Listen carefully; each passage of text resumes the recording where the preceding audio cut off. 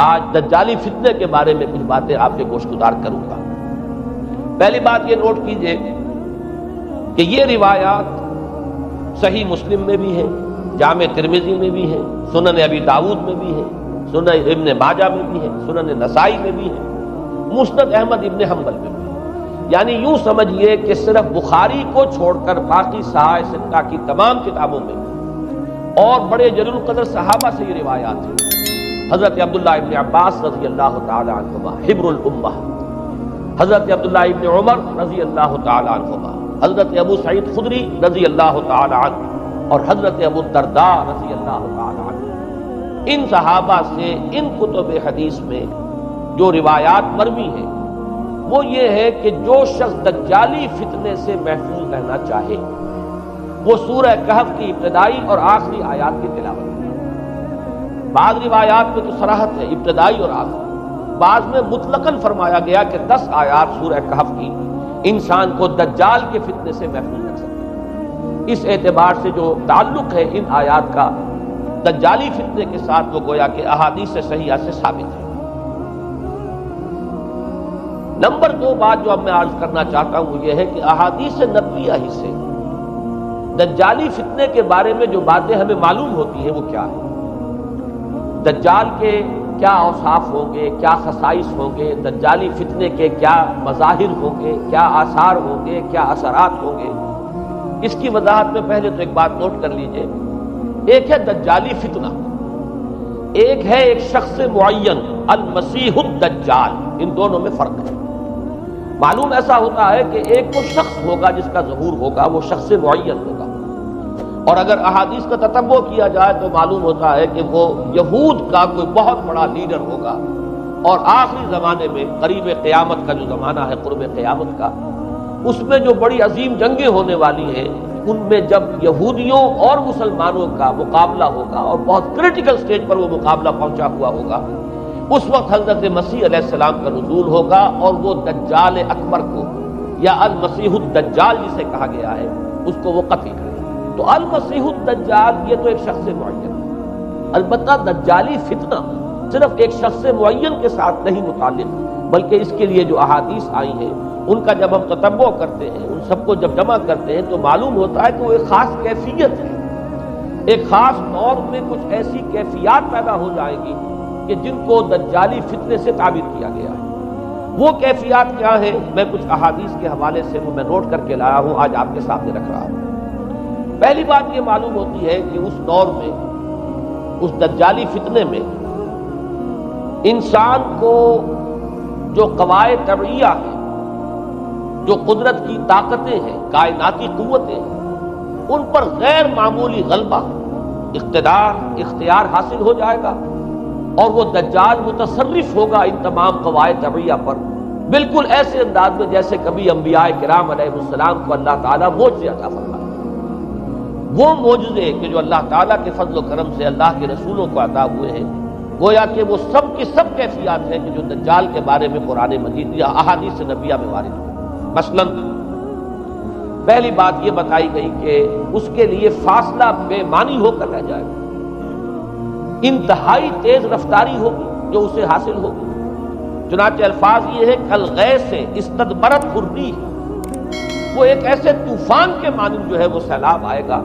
کہ جیسے کوئی بہت زوردار آندھی جو ہے اس کے ساتھ طوفان آیا کرتا ہے۔ آپ سائیکلون کا تصور کیجئے کہ جس طریقے سے وہ ایک انتہائی تیز رفتار ہوا جو ہے وہ طوفان کو لے کر آتی ہے، اس طور سے وہ فتنہ پھیلے گا۔ ایک اور حدیث میں الفاظ ہے فلا تدع قریۃ الا حبطتها فی 40 لیلہ، یہ مسلم شریف کی روایت ہے حضرت نواس بن سمعان رضی اللہ تعالی عنہ۔ کوئی قریہ تک نہیں چھوڑے گا دنیا کی کوئی آبادی چھوٹی سے چھوٹی جس میں وہ نہیں پہنچ جائے گا 40 دن کے اندر۔ یہ اس کی تیز رفتاری کا عالم ہوگا، گویا کہ میں تعبیر کر رہا ہوں اسے ان الفاظ سے کہ فاصلہ بے معنی ہو کر رہ جائے۔ اسی کے ضمن میں بعض اور روایات آئی ہیں۔ سواری جو ہے اس دجال کی اس کو گدھے سے تعبیر کیا گیا ہے، اس لیے کہ ظاہر بات ہے اس دور میں اور کسی شے کا اگر تذکرہ کیا جاتا ہوائی جہاز کا یا راکٹس کا تو وہ تو لوگوں کی سمجھ میں نہ آتا، اور پہلے انہیں ساری سائنس پڑھانی پڑتی تب وہ الفاظ استعمال کرتے، لہذا وہ اس کا خچر، اس کا جس پر سواری ہوتی ہے لیکن اس کی تیز رفتاری کے لیے الفاظ آئے ہیں کہ اس کا ایک قدم اگر مکے میں ہوگا تو دوسرا قدم شام میں جا کر پڑے، اور الفاظ یہ آئے ہیں کہ اس کے دونوں کانوں کے درمیان فاصلہ جو ہے وہ 40 باع کا یعنی 80 ہاتھ کا ہو۔ بلکہ حضرت علی رضی اللہ تعالیٰ عنہ کے خطبے میں جو اس کا بیان ہوا ہے کہ اس کا ایک کان جو ہے وہ 30 ہاتھ لمبا کان ہوگا اس کا۔ ابھی ذرا یہ صرف احادیث آپ سنتے جائیے، پھر اس کے بارے میں ان سب کو جوڑ کر جو ہمیں نتیجہ نکالنا ہے اس پر گفتگو بعد میں ہوگی۔ اسی طرح آواز کا معاملہ کہ اس کی آواز چہار دانگ عالم میں بیک وقت سنی جائے۔ الفاظ یہ ہے ینادی بصوت لہو یسمع لہو ما بین الخافقین، وہ ایک ایسی آواز کے ساتھ پکارے گا کہ جسے مشرق و مغرب کے مابین رہنے والا ہر شخص سنے گا۔ اس کی آواز جو ہے گویا کہ وہ تمام فاصلوں کے جو پردے ہیں اس کے لیے وہ حائل نہیں رہیں گے، بلکہ یہ کہ اس کی آواز جو ہے پوری دنیا میں مشرق و مغرب میں بیک وقت سنائی دے گی۔ تیسری بات معلوم ہوتی ہے کہ علاج معالجہ وہ اس انتہا کو اور عمل جراحی اس انتہا کو پہنچ جائے گا۔ یہاں وہ الفاظ آئے ہیں جو قرآن مجید میں حضرت مسیح کے معجزات کے لیے آئے۔ حضرت مسیح کے الفاظ میں ابرئ الاکمہ والابرص، کہ میں مادر ذات اندھے کو اور جو کوڑھ کا مرض تو ان دونوں کو میں ٹھیک کر دیتا ہوں۔ حضرت مسیح علیہ السلام صرف ہاتھ پھیرتے تھے اور مادر ذات جو نابینا ہے، اندھا، بینائی اس کی آ جاتی تھی، اور کوڑھی جو ہے اس کے جسم پر ہاتھ پھیرتے تھے، اس کا کوڑھ درست ہو جاتا۔ ابرئ الاکمہ والابرص، وہی الفاظ آئے حدیث میں کہ دجال کو یہ قدرت حاصل ہو جائے گی۔ نمبر 2 یہ کہ وہ یحیی الموتیٰ، جیسے کہ حضرت مسیح کے الفاظ ہیں وہ احیی الموتیٰ، میں زندہ کرتا ہوں مردے کو۔ حضرت مسیح فرماتے تھے ایک مردے کو قم باذن اللہ، اور وہ کھڑا ہو جاتا تھا۔ بالکل اسی طریقے سے دجال کو بھی قدرت حاصل ہو جائے گی کہ وہ مردوں کو زندہ کرے گا۔ مزید وضاحت ایک حدیث میں یہ ہے کہ وہ ایک شخص کو آری کے ساتھ بیچ میں سے چیرے گا، 2 ٹکڑے کر دے گا، پھر سیدھے گا اور زندہ کر دے گا۔ معلوم یہ ہوا کہ علاج معالجے کا علم اور دوسرے یہ کہ جراحی کا علم جو ہے وہ اپنی ان بلندیوں کو پہنچے گا کہ اس حد تک انسان کی رسائی ہو جائے گی۔ چوتھی بات، اس کو زمین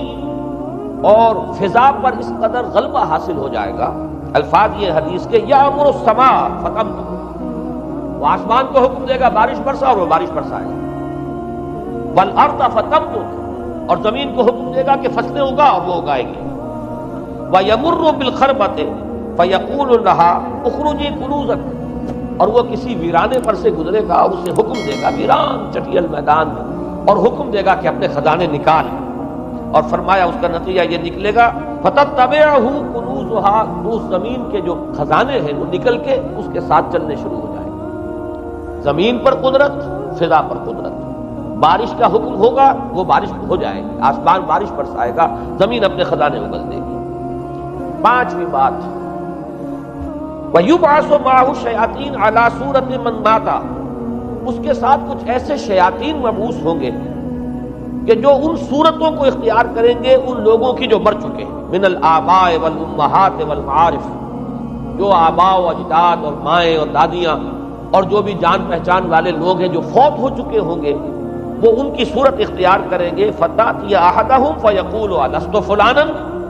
أَلَسْتَ تَعْرِفُنِي، پھر وہ آئے گا اور وہ شیاطین آئیں گے اور انسان سے کسی سے بات کریں گے، کیا تم مجھے نہیں پہچانتے؟ کیا میں تمہارا فلاں رشتہ دار نہیں ہوں؟ اپنی نشانیاں بیان کریں گے اور لوگ پہچانیں گے۔ یہ وہ احادیث ہے کہ جن کا جو نتیجہ نکلتا ہے اس کو پہچان لیجئے۔ وہ نتیجہ یہ ہے کہ حضور صلی اللہ علیہ وسلم نے دجالی فتنے کے جو اوصاف بیان کیے یا جو علامات بیان کی،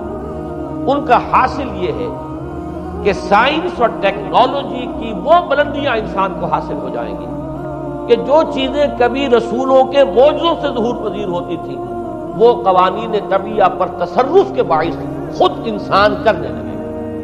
یہ ہے در حقیقت حاصل۔ چنانچہ آج آپ دیکھیے وہ جو اس کا گدھا ہے وہ ہمارے آج کل کے ہوائی جہاز ہے، اور آپ کو معلوم ہے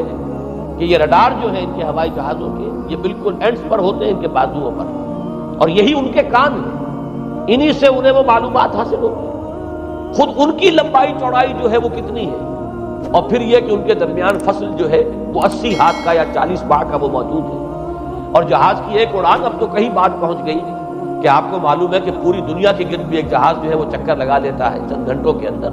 لیکن یہ ہے کہ عام جو رفتار ہے اس میں بھی ایک پڑاؤ سے دوسرے پڑاؤ تک، ایک جگہ سے جس کو ہاپ کرنا کہتے ہیں، یہ بھی کم سے کم 500-700 میل کا عام طور پر سفر جو ہے وہ جہاز طے کر رہا ہے۔ اسی طریقے سے ہماری جو سائنس کی، خاص طور پر جو طبی سائنس ہے، اب اس میں جس طریقے سے کہ زندہ رکھا جاتا ہے انسانوں کو، اور وہ ویجیٹیبل چاہے کہا گیا ہے ان کو ہیومن ویجیٹیبلز، لیکن یہ کہ دل کی دھڑکن بھی چلائے جا رہے ہیں، خوراک بھی پہنچا رہے ہیں، آدمی جو ہے وہ زندہ سال ہر سال تک زندہ پڑا رہتا ہے۔ اور یہ کہ سرجری بعض جانوروں پر تو یہ بات ہو چکی ہے کہ کاٹے گئے ہیں اور پھر ان کو سی دیا گیا ہے، جوڑ دیا گیا ہے۔ یہ تمام جو بھی معجزے ہیں اس وقت سائنس دکھا رہی ہے۔ اسی طرح اگر یہ معجزہ دیکھنا ہو کہ زمین لکو تک زمین،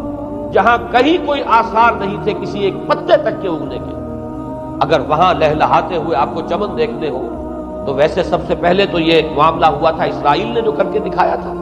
لیکن اب تو آپ ابو ظبی چلے جائیے، سعودی عرب میں چلے جائیے۔ سعودی عرب کے اندر حال یہ ہے کہ آپ اگر ہوائی جہاز سے سفر کریں ریاض سے جدہ تک تو آپ کو جگہ جگہ بڑے سرکولر پیچز نظر آئیں گے جہاز سے، نہایت گرین، اور اس کے اندر جو ہے آرٹیفیشل اریگیشن کے ذریعے سے اور بہت عمدہ وہاں کاشت ہو رہی ہے، بہت خوبصورت فارمز جو ہیں وہ تمام کے تمام سرکولر پیچز، اس لیے کہ جو اریگیشن ہوتی ہے وہ ان ویلز کے ذریعے سے ہوتی ہے کہ جو ایک سرکل میں چلتے ہیں اور پانی کی وہ آرٹیفیشل بارش جو ہے وہ ہوتی رہتی ہے۔ باقی یہ کہ فضا سے آرٹیفیشل رین، یہ تو بہت ہی سادہ سی بات ہے کہ فضا کے اندر ایٹماسفیرک کنڈیشنز کو ذرا تبدیل کیا جائے تو بارش آ جاتی ہے۔ اور باقی رہ گیا آواز کا یہاں سے وہاں جانا، وہ تو آواز ہی نہیں، اب تو آپ صورتیں دیکھ رہے ہیں۔ آپ کو نیو یارک میں بیٹھا ہوا خطاب کرے، آپ پوری دنیا کے اندر جہاں چاہیں وہ آل ورلڈ اینٹینا آپ کے پاس صرف ہونا چاہیے، باقی یہ کہ آپ دنیا کے کسی بھی گوشے میں بیٹھے ہوئے کسی شخص کا خطاب یہ وہ سن سکتے ہیں۔ تو معلوم یہ ہوا کہ در حقیقت یہ جو دجالی فتنہ ہے، یہ جس کے اوصاف جو بیان کیے گئے، ابھی میں اس کو لفظ فتنہ سے تعبیر نہیں کر رہا، اسے جس چیز نے فتنہ بنایا وہ ابھی میں آپ سے عرض کروں گا، لیکن یہ جتنے اوصاف حدیث میں آئے ہیں، جتنی صفات بیان ہوئی ہیں، جو کوائف وہاں سامنے آ رہے ہیں، ان سب کا حاصل تو ایک لفظ میں یہ ہے کہ سائنٹیفک ڈیولپمنٹ اور ٹیکنالوجیکل ڈیولپمنٹ وہ اس درجے کی ہو جائے گی کہ قواعد طبیعیہ پر، فورسز آف دی نیچر پر انسان کو تصرف اور تسلط حاصل ہو جائے گا اور وہ انہیں استعمال کرے گا، اور اس طریقے سے اس کے اندر وہ ساری کی ساری کیفیات جیسے کہ آج ہم دیکھ رہے ہیں اپنی نگاہوں کے سامنے وہ پیدا ہو جائے گی۔ اب سوال یہ ہے کہ اس شے کو فتنہ کس چیز نے بنایا، یہ بات سمجھ لیجیے۔ جہاں تک سائنسی ترقی کا تعلق ہے،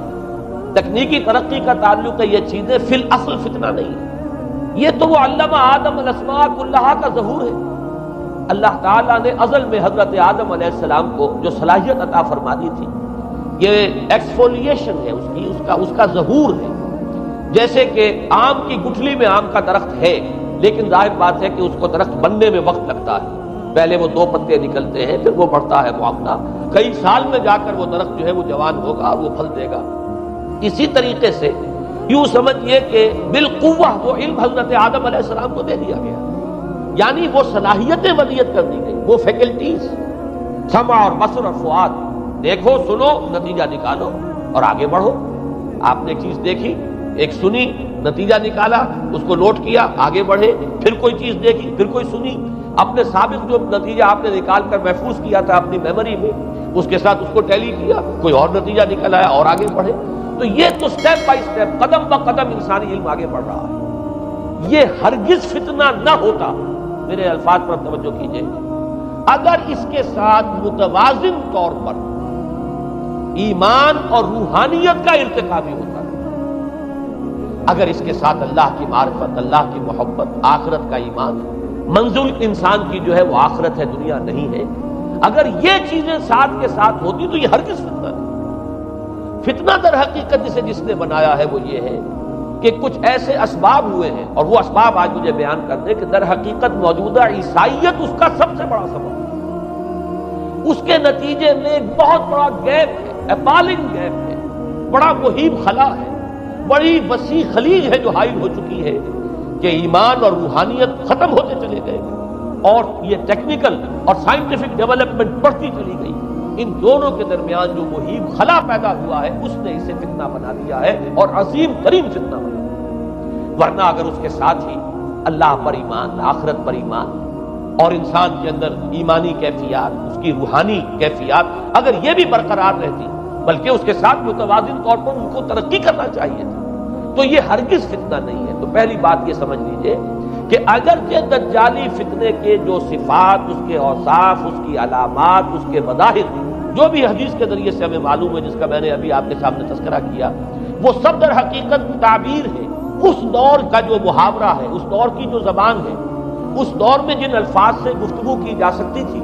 اس دور کے ایڈیم میں آج کی جو سائنٹیفک اور ٹیکنالوجیکل ترقی ہے، گویا کہ اس کی تعبیر کی گئی ہے کہ وہ دجالی فتنہ ہوگا۔ لیکن اس شے کو فتنہ بنانے والی شے در حقیقت یہ ہے کہ ایک بہت بڑی خلیج حائل ہو چکی ہے ایمان اور روحانیت اور دوسری طرف سائنٹیفک اور ٹیکنالوجیکل ڈیولپمنٹ میں۔ ان دونوں کے درمیان اتنا بوجھ اور فقر پیدا ہو گیا ہے کہ جس کی وجہ سے اس نے فتنے کی شکل اختیار کی۔ اس کا سبب کیا ہے، آج ہمیں اس پر غور کرنا ہے۔ دیکھیے حضرت مسیح علیہ السلام کا دین، اور جیسا کہ میں نے عرض کیا ہے سورہ کہف کے پہلے رکوع میں تذکرہ انہی کا ہو رہا ہے، وَيُنذِرَ الَّذِينَ قَالُوا اتَّخَذَ اللَّهُ وَلَدًا مَا لَهُم بِهِ مِنْ عِلْمٍ وَلَا لِآبَائِهِمْ كَبُرَتْ كَلِمَةً تَخْرُجُ مِنْ أَفْوَاهِهِمْ يَقُولُونَ إِلَّا كَذِبًا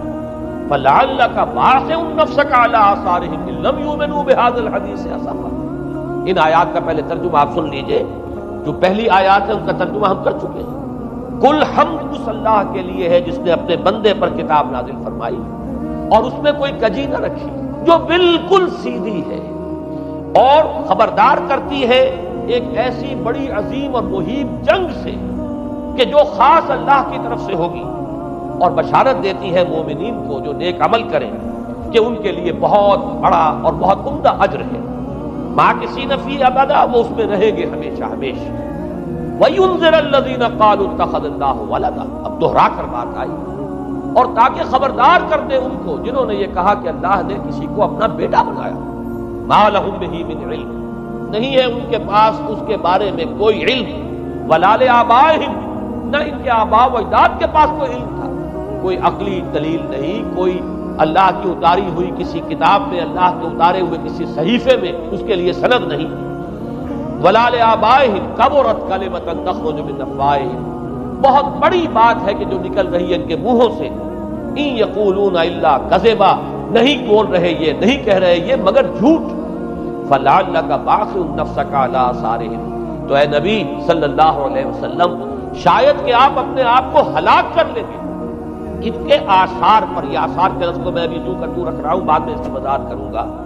إِن لَّمْ يُؤْمِنُوا بِهَٰذَا الْحَدِيثِ أَسَفًا، اگر یہ لوگ ایمان نہ لائے اس حدیث پر،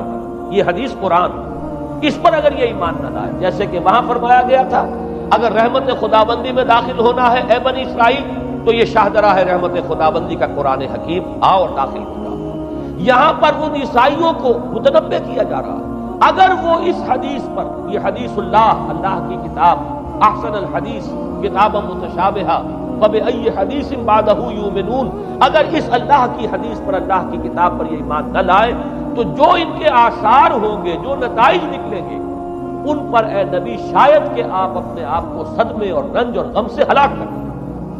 یہ ہے در حقیقت وہ آیات کے جن میں تذکرہ ہو رہا ہے عیسائیت کا، لیکن عیسائیت سے مراد کیا ہے اسے سمجھیے۔ حضرت مسیح علیہ السلام کا دین تو بعین ہی وہی دین تھا جو دین آدم سے لے کر محمد تک صلی اللہ علیہ وسلم وعلیہ الصلوۃ والسلام جتنے انبیاء آئے ہیں ان کے دین میں کوئی فرق نہیں۔ دین توحید وہی ایمان، البتہ شرائع کے اندر، شریعتوں میں کچھ تفصیلی احکام میں فرق ہوا ہے، شریعت موسوی اور شریعت محمدی میں علی صاحب الصلوۃ والسلام تھوڑا تھوڑا فرق ہے، دین ایک ہی ہے۔ شرع لکم من الدین ما وصی بہ نوحا والذی اوحینا الیک وما وصینا بہ ابراہیم وموسیٰ وعیسیٰ، دین میں تو ہم نے وہی شے تمہارے لیے بھی معین کی ہے مسلمانوں کہ جس کی کہ ہم نے نوح کو وصیت کی تھی اور جس کی کہ ابراہیم کو اور موسیٰ کو اور عیسیٰ کو وصیت کی، دین ایک ہے۔ ان الدین عند اللہ الاسلام، تو دین مسیحی بھی وہی تھا بعین ہی جو دین محمدی ہے اور دین موسوی ہے صلی اللہ علیہ وسلم علیہ الصلوۃ والسلام۔ البتہ حادثہ جو نہایت عظیم پیش آیا ہے اور وہ یہ ہے کہ پال، ساؤل اس کا نام تھا پہلے، جس نے کہ اپنی زندگی میں حضرت مسیح علیہ السلام جب تک موجود تھے دنیا میں شدید انہیں تکلیفیں پہنچائیں، شدید ایذائیں پہنچائیں، ان کی مخالفت پر کمر بستہ رہا، لیکن اس کے بعد جب انہیں اٹھا لیا گیا یا عیسائیوں کے عقیدے کے مطابق وہ سولی دے دیے گئے، اور اس کے بعد ان کا عقیدہ بھی یہ ہے کہ سولی پانے کے بعد پھر وہ زندہ ہو کر آسمان پر چلے گئے، جبکہ ہم یہ سمجھتے ہیں اور ہمارا ایمان ہے کہ انہیں سولی دی نہیں گئی، بلکہ انہیں تو پہلے ہی اٹھا لیا گیا تھا، ان کی جگہ کوئی اور ہے۔ انجیل برنباس نے یہ بات بالکل واضح کر دی کہ در حقیقت وہی حواریین میں سے جس نے کہ غداری کی تھی اور پکڑوایا تھا، مخبری کی تھی،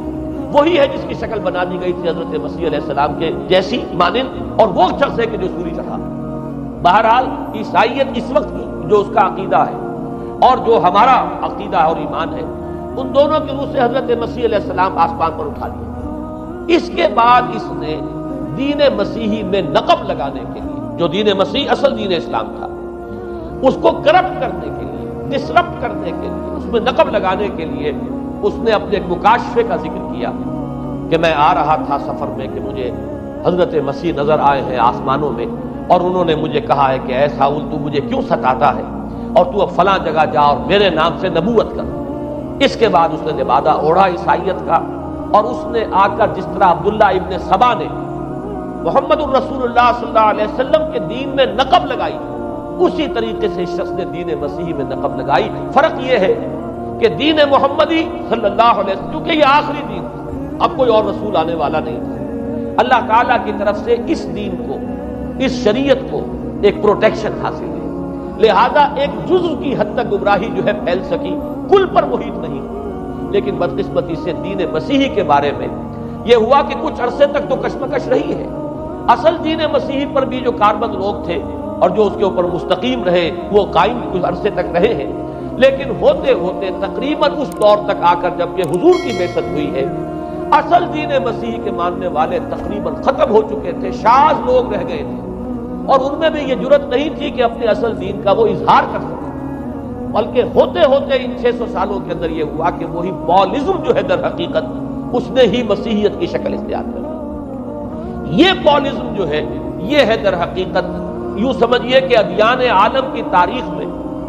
سب سے زیادہ گمراہ کن مذہب، جس کا رد عمل پیدا ہوا ہے یورپ میں، جس نے کہ اس دجالی فتنے کی شکل اختیار کی ہے۔ میں یہ چاہتا ہوں کہ اس کے ضمن میں چند باتیں آج آپ کے سامنے رکھوں۔ پال نے جو دین مسیحی میں یا دین اسلام میں جو صحیح دین ہے اللہ کا، اس میں 3 تبدیلیاں بنیادی کی۔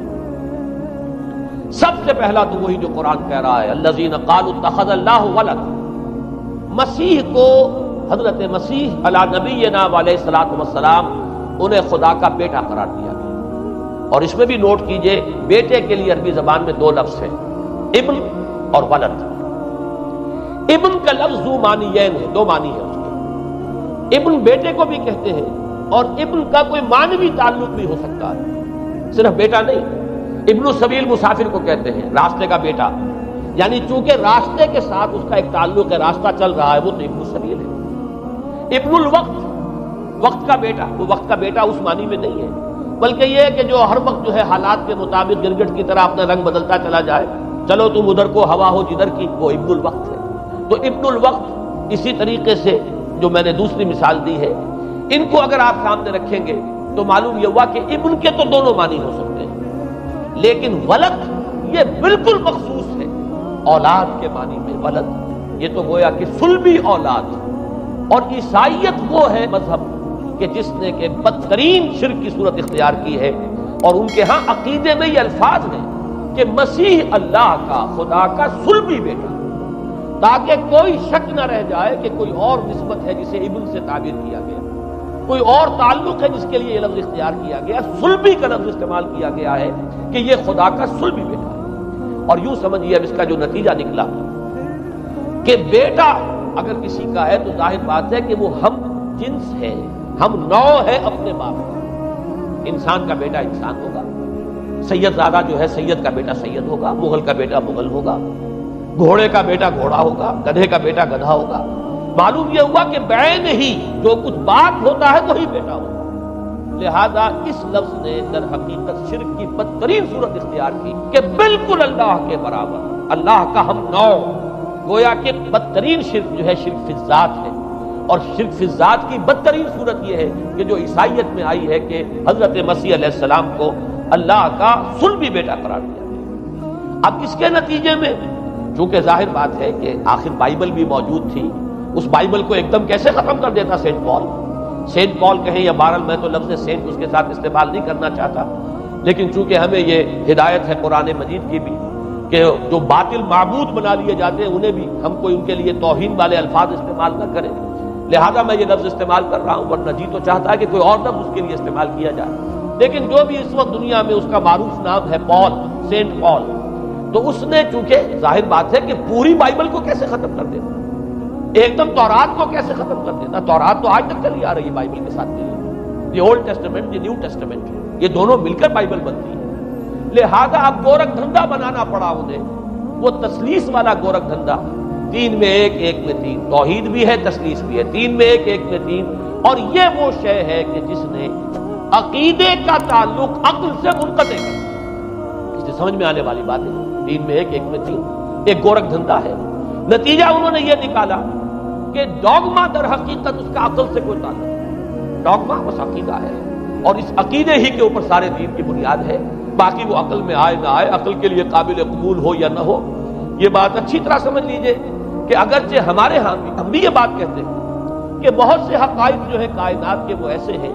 کہ جن تک عقل کی رسائی نہیں، اس کے لیے ہم مجبور ہیں، محتاج ہیں وحی کی ہدایت کے، لیکن 2 چیزوں میں فرق کیجئے، ایک ہے عقل سے ماوراء ہونا اور ایک ہے عقل کے خلاف ہونا، ان دونوں چیزوں میں زمین و آسمان کا فرق ہے۔ ایک وہ حقائق ہے کہ جو عقل از خود ان تک رسائی حاصل نہیں کر سکتی، لیکن جب وہ سامنے آتے ہیں تو عقل تسلیم کرتی ہے کہ ہاں یہ بات سمجھ میں آتی ہے۔ ایک وہ چیزیں ہیں کہ جن کو عقل تسلیم نہیں کرتی، تو ایک ہے مخالف عقل، ایک ہے ورائے عقل، ان دونوں میں زمین و آسمان کا فرق ہے۔ ہمارے دین میں تو عقل کو اپیل کیا گیا، لعلکم تعقلون، لعلہم یعقلون، اولو الالباب الذین یعقلون۔ اب ظاہر بات ہے کہ عقل کو ہاتھوں برہانکم ان کنتم صادقین، لاؤ دلیل اپنی، تو دلیل سے عقل سے اپیل کی گئی، اور اس میں وہ رشتہ جو میں نے کئی مرتبہ بیان کیا علامہ اقبال کے اشعار کے حوالے سے کہ عقل کو آستہ سے دور نہیں، اس کی قسمت پہ پر حضور نہیں، اور گزر جا عقل سے آگے کہ یہ نور چراغ راہ ہے، منزل نہیں، منزل تک تو عقل نہیں پہنچائے گی لیکن راستہ تو دکھاتی ہے، اور جب کہ وحی کی روشنی سامنے آتی ہے تو عقل اس کی تصدیق کرتی ہے۔ یہ ہے ہمارا موقف اور یہ ہے عقلی معقول موقف، لیکن عیسائیت نے، بلکہ کہنا چاہیے پالزم نے، مجھے یہاں پر لفظ عیسائیت اب استعمال کرنا نہیں چاہیے، اس لیے کہ حضرت عیسیٰ سے اب اس کی نسبت نہیں رہی، حضرت عیسیٰ سے اس کی نسبت جو ہے یہ مس نومر ہے، یہ غلط نام ہے۔ دی 100 کا مصنف جو ہے ڈاکٹر مائیکل ہارٹ، اس نے یہ بہت بڑی بات کہی، اس نے کہا در حقیقت موجودہ جو عیسائیت ہے اسے پالزم کہنا چاہیے، یہ پالزم ہے، کرسچینٹی نہیں، اس لیے کہ در حقیقت حضرت مسیح علیہ السلام کی تعلیم جب تک وہ دنیا میں تھے وہ یہ نہیں تھی کہ جو پال نے تھی، البتہ اس نے پال کو بہت بڑا شخص مانا، اس میں کوئی شک نہیں، اس لیے کہ اس نے تاریخ کے ایک دھارے کا جو ہے وہ رخ موڑ دیا ہے، اللہ تعالیٰ کے صحیح دین کو گویا کہ قلع قمع کر کے ایک نیا دین اس طریقے سے پھیلایا ہے کہ آج بھی شاید دنیا میں کثیر ترین تعداد عیسائیت ہی کے نام لیواؤں کی ہے، واللہ عالم، یا شاید گوتم بدھ کے ماننے والوں کی ہے، بہرحال یہ کہ بہت بڑی تعداد میں آج حضرت مسیح علیہ السلام کی طرف جو منسوب ہے غلط طور پر دین، اس کے نام لیوا دنیا میں، اس اعتبار سے وہ یقیناً اس کا تو حق رکھتا ہے کہ اس کا نام بھی اس کتاب میں آئے کہ جس نے تاریخ کے اوپر اثرات اپنے پیدا کیے، اور حضرت مسیح علیہ السلام جب تک دنیا میں تھے عیسائیت کی حقیقت بنی اسرائیل یا یہودیت کے ایک فرقے سے زیادہ نہیں تھی، ڈیٹیچ نہیں ہوا تھا یہ دین حضرت موسیٰ علیہ السلام کے دین سے، لیکن یہ کہ پال نے اسے بالکل ایک مستقل بذات ایک جدا گانا دین کی شکل دے دی، تو یہ پالزم نے در حقیقت سب سے پہلا کام یہ کیا کہ عقل سے بالکل تعلق منقطع کر دیا، عقیدہ ڈوگما جو ہے وہ خلاف عقل، جو بات عقل میں آئے نہ آئے بس ماننی۔ تو پہلی تو یوں سمجھیے کہ نقب جو لگی ہے دین کے اندر وہ اس تثلیث کے حوالے سے، اور تثلیث کا گورکھ دھندا خلاف عقل، لہذا ڈوگما کی جو کا لفظ جو استعمال ہوا ہے کہ بس اس کو تو ہم مانیں گے چاہے وہ عقل کے لیے قابل قبول ہو چاہے نہ ہو۔ دوسرا اس سے بھی زیادہ آپ دیکھیے ایک سے ایک بڑھ کر اینٹ رکھی جا رہی ہے، خشت اول چون ہن میں مار کر تاثریہ امیر اول دیوار پر۔ دوسرا کفارے کا عقیدہ جو مبنی ہے صلیب کے عقیدے پر، مسیح نے انتہائی ذلت کی موت، یعنی صلیب کی موت جو ہے وہ خود کہتے ہیں کہ انتہائی ذلت کی موت ہے۔ یہ ذلت کی موت کا پیالہ اس لیے پیا تاکہ اس کے ماننے والوں کی طرف سے کفارہ ادا ہو جائے۔ مسیح کفارہ ادا کر چکا ہے، اب جو شخص بھی مسیح کو مان لے گا اس کی گویا کہ نجات ہو گئی، اس کا عمل سے کوئی تعلق نہیں، عمل ہو نہ ہو، بد کردار ہو، اچھا کردار والا ہو، نیک ہو، بھلا ہو، جیسا بھی ہو، برا ہو، بدماش ہو، لچا ہو، لفنگا ہو، مسیح کو مان لے، صرف ماننے پر، اس لیے کہ مسیح تو اس کی طرف سے کفارہ پیش کرتا ہے۔ سارے گناہوں کا کفارہ جو ہے مسیح نے انتہائی ذلت آمیز موت جو ہے قبول کر کے گویا کہ اپنے ماننے والوں کے تمام گناہوں کا کفارہ دے دیا۔ یہ دوسرا عقیدہ۔ اس کا نتیجہ کیا نکلا؟ تثلیث نے عقل سے تعلق توڑ دیا تھا مذہب کا، اس نے عمل سے تعلق توڑ دیا۔ ڈوگما ہی ڈوگما ہے، نہ عقل سے کوئی تعلق نہ عمل سے کوئی تعلق، کوئی تعلق نہیں رہا۔ دین کی جڑیں جو ہے دونوں اعتبار سے، دین تو نام ہی دو چیزوں کا، الا الذین آمنوا وعملوا الصالحات، دونوں کی گویا کہ جڑیں منہدم ہو گئی، بنیادیں منہدم ہو گئی، جڑیں کاٹ لی گئی کہ نہ اس کا تعلق عقل کے ساتھ ہے نہ عمل کے ساتھ ہے۔ تیسری بات آئی ہے، اس نے کہا شریعت منسوخ۔ یہ عجیب ہے، دیکھیے جسے آئرنی آف فیٹ کہتے ہیں انگریزی زبان میں۔ ابھی تک بائبل کے اندر سینٹ میتھیو کے جو روایت ہے، متی کی انجیل سے کہا جاتا ہے gospel of the lord according to saint Matthew,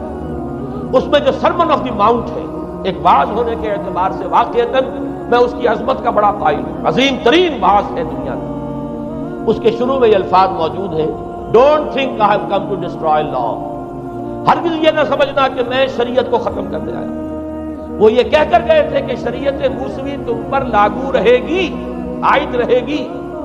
لیکن پال نے تیسرا نقب لگایا، شریعت ساقط کر دی۔ اس کی ضرورت کیوں محسوس ہوئی یہ بھی سمجھ لیجئے۔ حضرت مسیح یہ کہہ کر گئے تھے کہ میں صرف بنی اسرائیل کے لیے آیا ہوں، میں اسرائیل کے گھرانے کی کھوئی ہوئی بھیڑوں کی تلاش میں آیا ہوں۔ انجیل میں یہ الفاظ آج بھی موجود ہیں۔ حضرت مسیح نے اپنے حواریین کو جب بھیجا ہے کہ اب جاؤ تبلیغ کرو میری طرف سے، اس کی ہدایتوں میں ایک ہدایت یہ بھی ہے کہ تمہیں صرف اسرائیلیوں تک تبلیغ کرنی ہے، باہر نہیں، میں صرف اسرائیلیوں کی طرف رسول بنا کر بھیجا گیا۔ یہ الفاظ بھی موجود ہیں، اگرچہ اس وقت کے انجیل میں جو الفاظ ہیں وہ تو میں سمجھتا ہوں کہ حضرت مسیح علیہ السلام کے شایان شان نہیں ہے، وہاں کوئی نہ کوئی تحریف ہوئی ہے لفظی، اس لیے کہ وہاں تشبیہ یہ دی گئی ہے کہ کوئی اپنے بچے کے حصے کی روٹی جو ہے کتے کے آگے نہیں ڈالتا۔ گویا کہ جینٹائلز جو ہیں غیر بنی اسرائیلی، انہیں اس جملے کی روح سے انہیں کتوں سے تشبیہ دی جا رہی ہے کہ میرے پاس میرے بچوں کے حصے کی روٹی ہے، میرے بچے ہیں اسرائیلی، میری روٹی جو ہے یہ جو میرے پاس ہے وہ اسرائیلیوں کے لیے ہے، کوئی اپنے بچوں کے حصے کی روٹی کتے کو نہیں کھلاتا۔ یہ جملہ تو میں سمجھتا ہوں حضرت مسیح کا نہیں ہو سکتا، لیکن یہ ہدایت کہ تمہیں تبلیغ صرف اسرائیلیوں میں کرنی ہے، یہ قرآن مجید کی روح سے ثابت ہے، اس لیے کہ قرآن بھی یہ کہتا ہے کہ رسولاً الی بنی اسرائیل، حضرت مسیح علیہ السلام رسول بنا کر بھیجے گئے تھے بنی اسرائیل کی طرف، اس لیے کہ وہ یوں سمجھیے کہ جسے ہمارے ہاں عام اصطلاحات میں علماء کہا کرتے ہیں تاج و تخت ختم نبوت،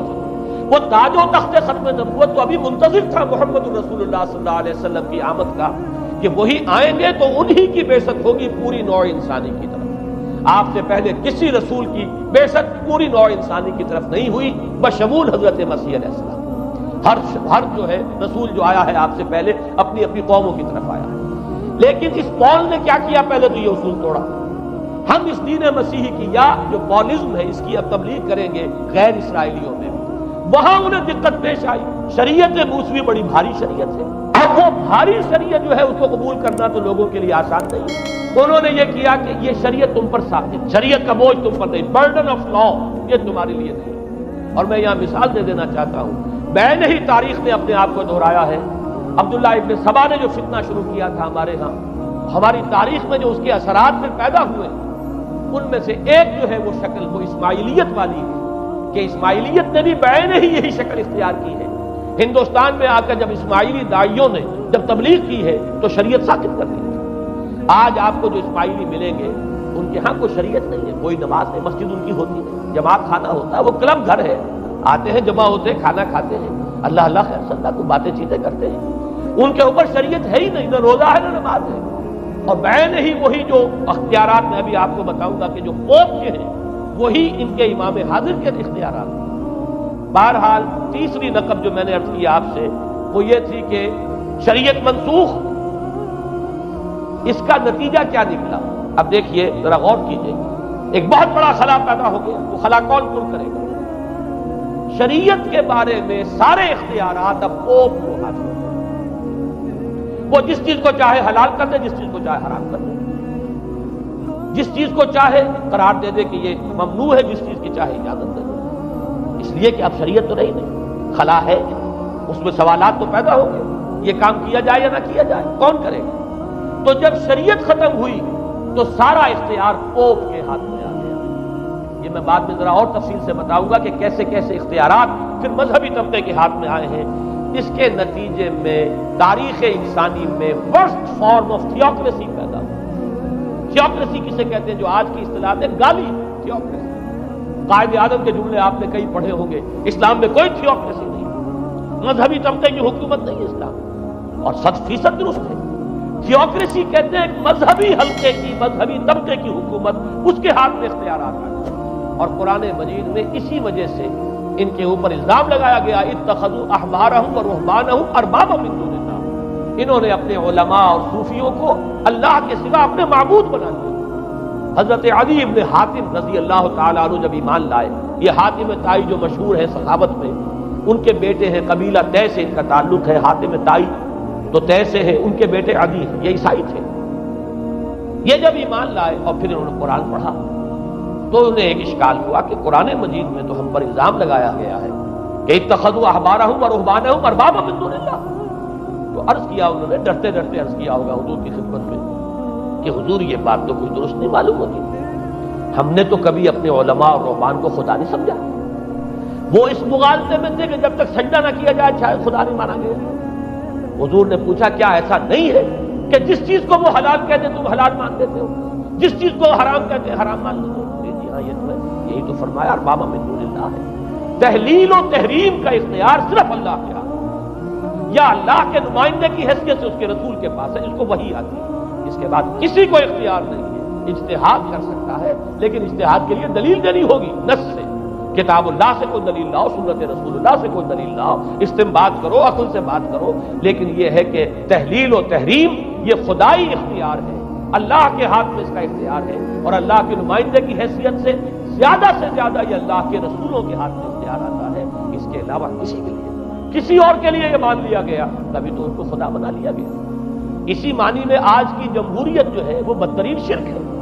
کہ یہاں یہ تسلیم کیا جاتا ہے کہ سوورنٹی جو ہے وہ عوام کی ہے، سوورنٹی آف دی پیپل۔ کیا معنی ہے کہ عوام کے نمائندے جو چاہیں قانون بنا دیں، جس چیز کو چاہیں حلال ٹھہرائیں، جس چیز کو چاہیں حرام ٹھہرائیں، ان کے پاس حلت و حرمت کے جو پورے اختیارات ہیں ان کے پاس آ گئے۔ یہی تو خدائی مقام ہے، خدا کا مقام دے دیا گیا، اس سے بڑا شرک کیا ہوگا؟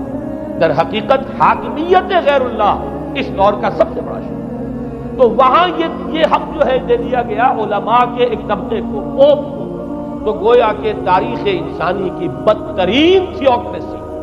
بدترین مذہبی استبدادی حکومت قائم ہوئی ہے یورپ میں۔ اس کے حوالے سے میں کچھ تاریخی حوالے بھی اب آپ کے سامنے رکھتا ہوں۔ دیکھیے جب تک پال نے یہ کام شروع کیا ہے تو تقریباً 3 صدیوں تک تو یہ صرف ایک مذہبی تبلیغ کا کام ہوا ہے۔ انہوں نے کوششیں کی، محنتیں کی، پیغام پہنچایا، اور جیسا کہ میں عرض کر چکا ہوں اس وقت تک گڈمٹ تھے، پال کے ماننے والے بھی تھے اور حضرت مسیح کے جو اصل صحابہ تھے جو ان کے حواریین تھے ان کے ماننے والے بھی تھے، لہذا کشمکش ان کے اندر بھی چل رہی تھی۔ لیکن ظاہر بات ہے کہ حضرت مسیح کے اصل حواریین وہ تو اول تو یہ کہ اپنی گفتگو رکھ رہے تھے محدود بنی اسرائیل تک، نمبر 2 یہ کہ انہوں نے تو شریعت کو ساقط نہیں مانا، جنگل کی آگ کی طرح جو مسیحیت پھیلی ہے وہ پالزم والی مسیحیت، اس لیے کہ اس میں تو کوئی شریعت کا کوئی بوجھ نہیں، کوئی حلال نہیں، کوئی حرام نہیں، کوئی نماز نہیں، کوئی روزہ نہیں، لہذا یہ تیزی کے ساتھ پھیلی اور 300 برس تک تو ایک کشمکش جو ہے جاری رہی۔ انہوں نے تبلیغیں کی، مصائب جھیلے، کشمکش اندر بھی چلی باہر بھی چلی، لیکن اس کے بعد قیصر روم کانسٹنٹائن، قسطنطین جسے کہتے ہیں، جس کا یہ قسطنطنیہ ہے، کانسٹنٹائن، اس نے یہ محسوس کیا بالکل اکبر کی طرح، جیسے اکبر نے محسوس کیا تھا کہ میری مملکت کے اندر یہ مذہبی تصادم جو ہے یہ سب سے بڑی یوں سمجھیے کہ انسٹیبلٹی کا سبب ہے، لہذا ان تمام مذہبوں کو ایک ہاون دستے میں ڈال کے کوٹ پیس کر ایک بناؤ. وہ جو دین اکبری یا دین الہی جو اس نے کیا تھا اس سیاسی مصلحت کی وجہ سے کہ یہ ہندو مسلم تصادم اور دوسرے مذاہب کا ٹکراؤ جو ہے وہ ہندوستان کو ایک سیاسی وحدت اور ایک اپنی سیاسی عظمت کی طرف پیش قدمی کرنے کا جو راستہ ہے اختیار کرنے سے روکتا ہے. لہذا یہ کام کیا جائے. یہی قسطنطین نے کیا. اس نے جب دیکھا بڑی کشمکش چل رہی ہے اس نے خود عیسائیت اختیار کی. عیسائیت کون سی اختیار کی؟ پالیزم والی. ظاہر بات ہے اس کے لیے بھی اصل عیسائیت اختیار کرنا جو مشکل تھا. پالیزم والی. اور اس کے بعد یہ اب اسٹیٹ کی جو مشینری تھی، جو طاقت تھا، جو دباؤ تھا، اس کے حوالے سے اب یہ مسیحیت جو ہے پورے رومن امپائر کے اندر اب یہ بڑی تیزی کے ساتھ جس کو کہنا چاہیے اس کا ایک نظام قائم ہوا اور جو مذہبی طبقہ تھا اس کا اقتدار مستحکم ہوا. اس کے باوجود 200 برس اور گزرے. یونان چونکہ بہت بڑا مرکز تھا علم کا، فلسفے کا، سائنس کا، حکمت کا. آپ کو معلوم ہے یہ تمام ارسطو ہو، افلاطون ہو، یہ سب یونان کے ہیں. ارشمیدس ہو، یہ تمام کے تمام جو بھی ہے تو سائنس اور فلسفہ دونوں اس کا گہوارہ یونان تھا. یونانی حکما اعتراض کرتے تھے. لہذا سن 529 اس کو نوٹ کر لیجیے. جسٹینین ایک قیصر تھا اب قسطنطین کے 200 برس بعد. اس نے اپنی پوری مملکت میں فلسفہ اور سائنس کی تعلیم حرام قرار دی. کوئی نہ فلسفہ پڑھ سکے گا نہ سائنس. جو فلسفہ پڑھے گا اس کو مرتد قرار دے دیا جائے گا اور زندہ آگ میں جلا دیا جائے گا. انکوزیشن کورٹس قائم ہوئی. وہ صرف مذہبی عدالتیں اس لیے قائم ہوتی تھی کہ جس کے بارے میں معلوم ہو جائے کہ یہ فلسفہ پڑھتا ہے یا یہ سائنس پڑھتا ہے. اس لیے کہ فلسفہ اور سائنس دونوں جڑ کاٹتے ہیں اس ڈوگما کی. وہ ڈوگما جو پالیزم والا ڈوگما ہے اس کی جڑ کھودنے والی ہے دونوں چیزیں. اور چونکہ وہ دونوں عقل کو اپیل کرتی ہیں، یہ ڈوگما عقل کے متضاد ہے. لہذا مذہب کا تحفظ اسی طرح ہو سکتا ہے کہ اب ان دونوں کو بالکل ممنوع قرار دے دیا جائے. یوں سمجھیے کہ تقریباً 1000 برس تک یورپ میں، چونکہ سب سے بڑی امپائر ہے، یورپ میں فلسفہ اور حکمت اور یہ سائنس کی تعلیم ممنوع ہے. یہ ہے در حقیقت سب سے پہلا کام جو جسٹینین نے کیا 529 میں. اس کے بعد آگے چل کر پوپ کا جو اقتدار ہے وہ اتنا زبردست بنا ہے. پوپ کو اختیار حاصل ہو گیا جس چیز کو چاہے وہ قانون کا درجہ دے دے. اس لیے کہ شریعت تو ہے نہیں، خلا پوپ کون کرے گا؟ پوپ. پوپ کو اختیار حاصل ہو گیا وہ جس کے گناہ چاہے معاف کر دے. اب دیکھیے اگرچہ ویسے تو گناہ پہلے ہی معاف ہو گئے کہ جس نے مسیح کو مان لیا گناہ تو معاف ہو گئے اگلے پچھلے سب. لیکن یہ کہ پھر بھی ایک خلش رہ جاتی ہے انسان کے دل میں، چونکہ ایک اخلاقی حص انسان کے اندر اللہ نے پیدا کی ہوئی ہے. جب کوئی شخص کرتا ہے، کوئی بدکاری کرتا ہے، کوئی چوری کرتا ہے، ڈاکہ ڈالتا ہے، تو وہ جو ایک کانشنس ہے وہ جو پرک کرتا ہے اس کو بھی ختم کرنے کے لیے اگر پوپ یا کارڈینل یا اس کے کسی نمائندے کے سامنے جا کر اعتراف گناہ کر لو اور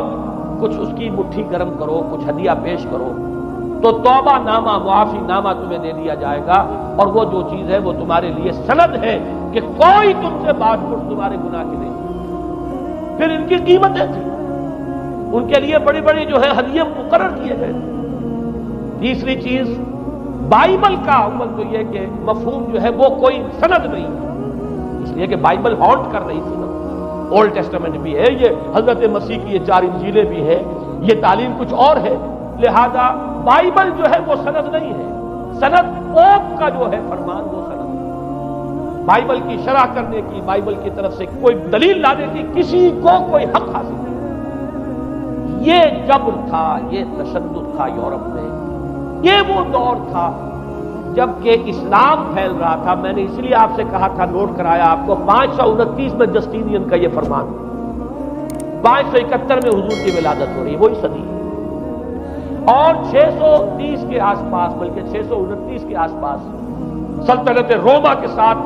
مسلمانوں کا ٹکراؤ شروع ہوا. تو یہ تاریخی ان کو ریلیشن جو ہے ذہن میں رکھیے. جس وقت مسلمان آئے اور 200-300 برس جو ان کے عروج کے ہیں، اس وقت آپ کو معلوم ہے کہ تقریباً 6 صدیاں ہو چکی تھی کہ یورپ بالکل جس کو کہا جاتا ہے ڈارک ایجز، انتہائی تاریخی مذہبی جبر اور استبداد، اس کے سوا کچھ نہیں. اور ملاؤں کی حکومت جسے آپ کہیں گے، جسے آج کل کے اصطلاح میں کہا جائے گا، وہ جس کو چاہے جو چاہے سزا دے دے. پوپ کو اختیار حاصل ہے. کسی کے بارے میں ذرا جیسے بعض اوقات خبریں سچی ہیں یا جھوٹی، لیکن میں مثال دے رہا ہوں جیسے خبریں آتی رہی ہیں ایران کے بارے میں کہ کہیں اگر معلوم ہو گیا تو پاسداران انقلاب پہنچے اور سمری ٹرائل اور فوراً ختم کیا۔ اس قسم سے انکوزیشن رپورٹس جو ہیں وہ جو کورٹس وہاں قائم ہوئی، اور یوں سمجھیے کہ لاکھوں افراد تحت کیے گئے، زندہ جلائے گئے۔ لیکن اس کے بعد جب عالم اسلام میں وہ روشنی پھیلی، اور خاص طور پر بنو عباس کے زمانے میں، اب بھاگ کر وہاں جو بھی تھے فلسفے کے اور سائنس کے کوئی دلچسپی رکھنے والے، وہ بھاگ کر عالم اسلام میں آ گئے۔ یہاں اب وہ کتابیں جو ہیں ان کے ترجمے ہوئے، خاص طور پر مامون اور ہارون الرشید کے زمانے کے اندر یہ علم جو ہے ہندوستان سے بھی لیا، یونان سے بھی لیا مسلمانوں نے، اور اس کے بعد یہ غرناطہ اور قرطبہ کی یونیورسٹیوں کے ذریعے سے اس علم نے پینیٹریٹ کیا ہے دوبارہ یورپ میں۔ دیکھیے سرکل کیسے بنا ہے، یونان کا علم آیا ہے پہلے عالم اسلام میں، مڈل ایسٹ میں،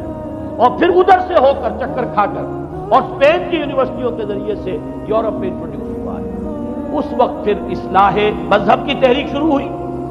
اور ساتھ ہی تحریک احیاء العلوم رینیسانس، اس کے نتیجے میں وہاں بیداری پیدا ہوئی۔ لیکن یہ بیداری اب آپ نوٹ کر لیجئے، ایک تو پروٹیسٹنٹ مذہب پیدا ہوا،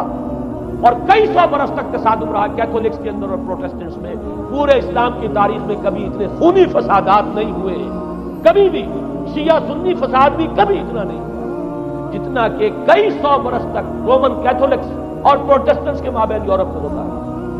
بلکہ اس میں تو ایسے ایسے واقعات آتے ہیں کہ لگ بھگ 10 لاکھ افراد جو ہیں وہ ختم ہوئے ہیں۔ یہ آپس کا تصادم جو تھا، پروٹیسٹنٹ مذہب جو پیدا ہوا اصلاح مذہب کی تحریک کے ذریعے سے، اور وہ رومن کیتھولک پاپائیت والا نظام، ان کے درمیان جو تصادم ہوا، 10 لاکھ کی تعداد بتائی جاتی ہے کہ آدمی مارے گئے۔ بلکہ فرانس کا ایک شہر ہے، وہاں تو 19 دن تک مسلسل قتل عام کیا گیا پروٹیسٹنٹس، اور وہاں حاملہ عورتوں کے جو ہے پیٹ چاک کر کے بچے نکال کر ان کو بھی جو ہے ختم کیا گیا۔ یہ سارا ظلم جو ہے وہاں ہوا ہے، تصادم ہوا ہے۔ اس کے نتیجے میں آپ خود سوچئے کہ کس قدر نفرت پیدا ہوئی عوام کے اندر مذہب سے۔ اس کے ساتھ ہی اب وہ علم شروع ہوا، سائنس شروع ہوئی، لہذا علم اور سائنس دونوں کی جڑ میں مذہب سے شدید نفرت پیدا ہوئی۔ یہ ہے وہ سبب کہ جس نے یہاں سے راستے علیحدہ کر دیے، اور مذہب چونکہ جبر کرتا ہے، مذہب چونکہ عقل کے اوپر بیڑیاں بٹھاتا ہے، پہرے بٹھاتا ہے، بیڑیاں ڈالتا ہے، اور مذہب چونکہ تشدد کرتا ہے، لہذا مذہب کے خلاف ایک نفرت، ایک ریئیکشن، یہ ہے اس ساری سائنسی ارتقاء اور سائنٹیفک اور ٹیکنالوجیکل جو ڈیولپمنٹ ہوئی ہے، اس کی جڑ میں مذہب سے نفرت جو ہے اس کے بیج بو دیے گئے۔ اور یہ 200-250-300 سال میں اب یہ جو تناور درخت بن کر آیا ہے کہ ایک طرف سائنس کی ترقی، ٹیکنالوجی کی ترقی آسمان کو چھو رہی ہے، آج انسان چاند کے اوپر تو انسان کے قدم جو ہے پہنچ چکے ہیں، اور آپ کا ایک راکٹ جو ہے وہ پورے تمام سیارے جو ہیں جو ہمارے سولر سسٹم کے ہیں ان سب کا چکر لگا کر، اور وہ اس سے باہر چلا گیا ہے، خلا کے اندر کہاں گیا کچھ پتا نہیں۔ لیکن یہ کہ تقریباً یوں سمجھیے کہ 77 کا چلا ہوا وہ، اور 12 برس تک اس نے سفر طے کیا ہے، کم سے کم سولر سسٹم کا جو ہے اس نے پورا جو ہے احاطہ کیا۔ اور جو میں نے آپ کو وہ احادیث سنائی، ان کے حوالے سے بات کیا سمجھ میں آئی کہ یہ سائنٹیفک، ساری کی ساری سائنٹیفک ڈیولپمنٹ، یہ ٹیکنالوجیکل ڈیولپمنٹ، لیکن چونکہ اس کے ساتھ مذہب کا انکار ہے، خدا پر ایمان نہیں ہے، آخرت کا یقین نہیں ہے، روح کا گویا کہ انکار، روحانیت تو بہت دور کی بات ہے، روح کا بھی انکار۔ نتیجہ یہ ہے کہ ان دونوں چیزوں کے مابین وہ گیپ، جسے میں نے کہا تھا ایپالنگ گیپ، ایک بہت بڑا گیپ ہے جو پیدا ہو چکا ہے۔ اب میں حدیث آپ کو سنا رہا ہوں، بخاری شریف میں جو روایت ہے، حضور نے فرمایا کہ دجال کے ماتھے پر لکھا ہوا ہوگا کافارا، کفر۔ الفاظ یہ ہے انہ مکتوب بین عینیہ کافارا، علیحدہ علیحدہ، یقرأہ کل مومن کاتب و غیر کاتب، وہ اس طرح نمایاں لکھا ہوا ہوگا کہ ہر شخص اسے پڑھ لے گا، چاہے وہ لکھنے والا ہو چاہے نہ ہو، لکھا پڑھا ہو چاہے نہ ہو۔ یعنی اس تہذیب کے پیشانی پر کفر لکھا، مذہب سے دشمنی، مذہب سے بغض، مذہب سے دوری، مذہب کی ہر چیز کی نفی۔ آج جو ایک ورلڈ سویلائزیشن ہے، ایک عالمی تہذیب ہے جس کا کہ غلبہ ہے ہمارے اس پورے گلوب پر، اس میں 3 چیزوں کے مقابلے میں 3 چیزوں کی اہمیت ہے۔ خدا کی اہمیت نہیں ہے، ہوگا، ہم انکار بھی نہیں کرتے، لیکن ہم جانتے بھی نہیں کہ ہے کہ نہیں۔ ہاں، اہمیت کائنات کی، غور کرو، کائنات کے قوانین کو سمجھو، ایکسپلائٹ کرو، قوت جو ہے نیچر کی قوت اس کو مسخر کرو، اس کو استعمال کرو، ہوگا خدا ہے یا نہیں ہے، چھوڑو اس بحث کو۔ اصل اہمیت جو ہے وہ کائنات ہے۔ اسی طرح اصل اہمیت اس جسم کی مادے کی ہے، روح ہوگی کوئی شے ہمیں نہیں پتا، نہ ہم دیکھ سکتے ہیں، نہ ہم اسے چھو سکتے ہیں، نہ چکھ سکتے ہیں، ہوگی، لیکن یہ کہ اصل جو ہے اہمیت وہ مادے کی ہے، اس کی فکر کرو۔ اسی طریقے سے حیات دنیاوی، اصل سے حیات دنیاوی، اس کو بناؤ، سنوارو، بہتر سے بہتر زندگی گزارو، ویلفیئر سٹیٹ ہو، بہت ہی عمدہ ماحول ہو اور ہر چیز کو، لیکن حیات اخروی ہوگی۔ اب تو آرام سے گزرتی ہے، آخرت کی خبر خدا جانے ہے یا نہیں ہے، اس سے ہمیں کوئی بحث نہیں۔ تین چیزوں کے مقابلے میں تین چیزوں کی اہمیت، یا یوں کہیے کہ تین چیزوں کے مقابلے میں مقابل کی تین چیزوں کو بالکل غیر اہم، اس کی طرف کو توجہ کا ارتکاز کائنات پر ہے، ذات باری تعالیٰ پر، ذات و صفات باری تعالیٰ ایک صرف علمی موضوع ہے، اصل توجہ کی شے کائنات، روح ہوگی کوئی شے، اصل شے جسم ہے اور مادہ ہے۔ حیات اخروی ہمیں نہیں پتا، کسی نے واپس آ کر خبر نہیں دی مرنے کے بعد، لہذا ہم نہیں کہہ سکتے ہے کہ نہیں۔ البتہ یہ کہ حیات دنیا بھی تو ہے، اس کو مضبوطی کے ساتھ تھامو، اس کو بہتر بناؤ۔ توجہ کا اصل ارتکاز حیات دنیا بھی، یہ ہے وہ گلوبل سویلائزیشن جو در حقیقت یورپ سے ابری، اور یورپ سے ابری ہے، اس کی بنیاد میں مذہب کی دشمنی موجود تھی، جو رد عمل تھا در حقیقت اس پاپائیت کے نظام کا، جو پولزم کے ذریعے سے دنیا میں قائم ہوا۔ یہ وجہ ہے، اور آج انسان جہاں کھڑا ہے، غور کیجئے، انتہائی ہولناک جنگ جو ہے وہ اس کے سر پر ایک خطرے کے طور پر مسلط ہے۔ دو جنگیں اس ایک صدی میں ایسی ہو چکی ہیں جنہیں اپنے ورلڈ وار 1 اور ورلڈ وار 2 اتنے بڑے پیمانے پر قتل و غارت دنیا میں پہلے کبھی نہیں ہوئی، اس لیے کہ پہلے فوجوں کی جنگیں ہوتی تھیں، آبادیوں پر جا کر کہیں کو قتل عام ہو گیا، ورنہ یہ کہ قبضہ لیا، پہلے وہ کسی اور کی ریت سے اب کسی اور کی ریت ہو گئی۔ آیا بابر آیا، اس نے پانی پت کے میدان کے اندر ابراہیم لودھی کو شکست دے دی، دلی میں آ کر اس نے کسی کا خون نہیں بہایا، بس وہ آ کے تخت پر قابل ہو گئے۔ کہیں ہوئے ہیں فتنے یا پھر عذاب الہی آتے رہے ہیں کہ رسولوں کے انکار کی سزا کے طور پر قوم نسیہ منسیہ کی گئی ہے، لیکن جنگیں جو دنیا میں ہوتی تھیں، وہ جنگوں کا معاملہ جو ہے وہ اس وقت کا ہوتا تھا، وہ فوجوں کے درمیان ٹکراؤ ہوتا تھا، میدان جنگ میں پشتوں کے پشتے لگتے تھے، لیکن اس کے بعد نہیں ہو گیا، کہیں کسی نے بہت غصہ نکال دیا۔ لیکن اس صدی میں اب جو جنگیں ہوئی ہیں اس سے تو ملک کے ملک تحس نحس ہوئے، آبادیاں ختم ہوئی، اور جو تیسری جنگ ہوگی یہ جان لیجئے، آخر انسان کب تک اسے ٹالے گا؟ رشیا کے بارے میں یہ سمجھنا کہ وہ پیچھے ہٹ گیا ہے، پشپائی اختیار کر لی، اس نے بہت بڑی حماقت ہے، وہ در حقیقت اب ڈپلومیسی کی راہ سے سپریمیسی چاہتا ہے، لہذا تصادم تو ہو کر رہتا۔ مولانا مناظر حسن گیلانی رحمۃ اللہ علیہ کے خیالات جو ہیں وہ مجھے اس سورہ کہف کے ابتدائی آیات کے ضمن میں مجھے ان سے اتفاق ہے، بہت سی چیزیں ان سے ماخوذ ہیں۔ اسی طریقے سے جو حدیث اب میں آپ کو بتا رہا ہوں، میرے سامنے اس کا متن نہیں ہے، مولانا حامد میاں رحمۃ اللہ علیہ انہوں نے مجھے یہ بتایا تھا کہ جو میں نے جمع کیے ہیں حالات و واقعات، قیامت سے پہلے جو حالات و واقعات پیش آنے والے ہیں، جن کی پیشین گوئی احادیث میں ہیں، ان سے معلوم ہوتا ہے کہ ایک بہت بڑی خوفناک جنگ، اتنی بڑی خوفناک جنگ، اور ان کے الفاظ یہ ہے کہ اس میں دونوں فریق جو ہوں گے ان میں بڑی تعداد عیسائیوں کی ہوگی، ادھر بھی ادھر بھی، ایک طرف البتہ عیسائیوں کے ساتھ مسلمان بھی ہوں گے، یہودی بھی ہوں گے، اور دوسری طرف خالص عیسائی طاقت ہوگی، اور ان کے درمیان اتنی خوفناک جنگ ہوگی۔ الفاظ ان کے یہ ہیں اس حدیث کے جو انہوں نے مجھے بتائے کہ ایک پرندہ سینکڑوں میل تک پرواز کرے گا اور اسے سوائے لاشوں کے اور کچھ نظر نہیں۔ آپ تصور کیجئے اگر ایٹمک وار ہو جاتی تو یہی ہوگا، تہس نہس ہو جائے گا، وہاں ختم ہو کر رہ جائے گا۔ اور یہ چیز جو ہے یہ بہرحال یہ جتنا کچھ پائل اپ کیا گیا ہے، یہ ڈسٹرکٹیو فورس سائنس کی یوں سمجھیے کہ معراج اب یہی ہے۔ اب تو سٹار وارز کی باتیں ہو رہی ہے کہ صرف زمین پر نہیں، باہر بھی یہ جنگیں ہمیں لڑنی پڑیں گی، لیکن یہ کہ اس کا کیا حال ہوگا۔ امریکہ میں ایک پکچر تیار کی گئی تھی، دی ڈے آفٹر غالباً اس کا نام ہے، اس میں ایک نقشہ دکھایا گیا ہے اس قدر ہولناک کہ یہ 100 اور اونچی منزلہ عمارتیں جو ہیں یہ ایسے جیسے کہ کچے گھروں میں ہوتے ہیں، ایسے وہ پگھل کر رہ جائیں گے، اور یوں سمجھیے کہ انسان جو ان کے اندر ہوں گے ایک ایک منزل کے اندر ایک ایک ایسی 100 منزلہ عمارت کے اندر ہزاروں آدمی ہوتے ہیں، جیسے کہ کوئی ایسی کالونی ہو کوئی ان کی چیوٹیوں کی، اور اس پوری کالونی کو آپ اپنے پاؤں سے مسل دیں، ایسے انسانوں کا اگر وہ جنگ ہو جاتی جس کا نقشہ کھینچا گیا۔ یہ ہے در حقیقت وہ بات کہ جو مولانا مناظر حسن گیلانی فرما رہے ہیں ان آیات مبارکہ میں، وَيُنذِرَ الَّذِينَ قَالُوا اتَّخَذَ اللَّهُ وَلَدًا، تاکہ خبردار کر دے یہ قرآن ان لوگوں کو جنہوں نے کہا ہے کہ اللہ نے بیٹا بنایا، بدترین شرک کا جنہوں نے ارتکاب کیا، اور اسی ولدیت مسیح کے عقیدے سے وہ ساری کرپشن جو ہے دین خداوندی کی، دین مسیح کی اصل جو دین تھا اس کی جو ہوئی ہے، اور اس کے نتیجے میں آج نوع انسانی وہاں کھڑی ہے۔ اسی لیے آیت نمبر 2 میں فرمایا وَيُنذِرَ بَأْسًا شَدِيدًا مِّن لَّدُنْهُ، تاکہ خبردار کر دے ایک بہت بڑی جنگ سے۔ ہمارے اکثر مفسرین نے یہاں پہ ایک بہت بڑا عذاب کہہ کر جو ہے وہ گزر گئے، لیکن واحد یہ لفظ ہے قرآن مجید کا یہ مقام ہے جہاں لفظ باس آیا، اور مولانا مناظر حسن گیلانی نے بحث کی باس تو جنگ کو کہتے ہیں،